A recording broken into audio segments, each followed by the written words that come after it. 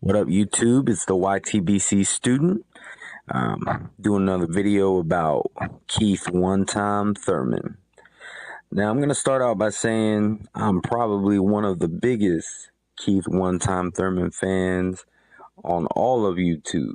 I mean, you can go through different Keith Thurman videos, and I'm sticking up for him, and I still am. I'm one of his biggest fans.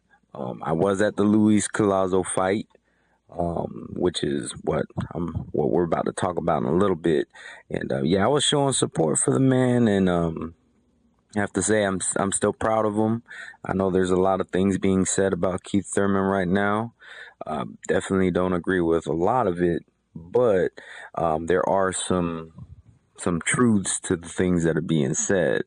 So what I want to address is after the fight.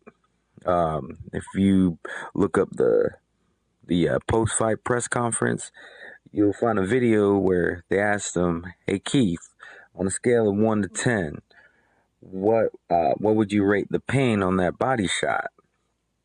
Keith Thurman's answer was a 1.5. Now, like I said, I'm one of the biggest Keith Thurman fans out there. Homeboy lives literally across the bridge. He's literally across the bridge from where I live. So, I mean, he's a hometown hero. I have no reason to be biased against him. But in that statement, I have to say, that's bullshit. Just being real. I don't sugarcoat. Not even for my favorite fighters. There's no way you can rate that a 1.5. I mean, if that was a 1.5, then why didn't he just walk through it and knock Luis Collazo out? You know, why didn't he pull a Triple G? When Triple G was fighting Willie Monroe, I believe when he says that none of those punches were hurting him because he was walking right through them. I can't say the same for Keith Thurman on that body shot. Now, I will say that is a punch to the liver. That's not a joyful thing. That's not a joyful moment.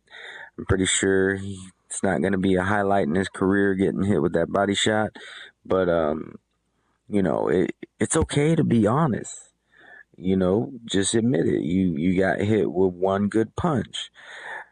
At the end of the day, Keith won the fight. I think he deserved to win the fight. I won't necessarily say it was a impressive performance, but it was impressive how he dealt with the fact that he got hit with that body punch. When you can get hit with a body punch like that, and basically, if you pay attention to the whole seventh round of the fight, Luis Collazo wasn't hitting nothing on him. He was the one getting hit. So, I mean, he came back from it, and then Luis Collazo controversially quit, which, what can you do? But, I won't necessarily say that it was an impressive performance overall, but I will say he's lying about that body shot. I mean, it had to hurt him. And, I mean, there's nothing wrong with admitting that a former champion hurt you. It happens. This is boxing. You're not going in there putting on gloves and then playing patty cake. And there's people saying, well, he should have never got hit with that shot. It's very easy to say that after the fact. This ain't a video game where you can press replay. You can retry a mission. You can retry, you ain't playing Mortal Kombat and where you lose a match and then you can automatically retry. It don't work that way. But, I do think that it wasn't really a impressive performance, but I do think that he won the fight. I mean, even if it did go to the scorecards, he was going to win it anyways. And, I mean, that's just my thoughts on the whole thing. And as for his trainer, Birmingham, he said that he gives Keith Thurman an A. I would probably give it a C plus, B minus at best. Like I said, it was impressive how he dealt with getting hit like that. I mean, Keith Thurman, he been knocked down once, came back and knocked out I forget who the opponent was, but I know he knocked them out. So I mean, there's nothing wrong with, getting hit or even going down. It's how you deal with that. And I felt like he dealt with it pretty well. Like I said, it was impressive how he dealt with the situation. The overall fight wasn't very impressive. So I have to say, I have to call bullshit on that answer, and also bullshit on the giving him an A for the performance. I mean, it just wasn't his night, and that's going to happen when you're an active fighter. You're somebody who only fights once or twice a year, not saying no names. You're less likely to have a bad night. You're more likely to have a good night. When you're fighting, 3, 4, 5 times a year, you're fighting more opposition. You're more likely to, have a bad night because you're fighting more often.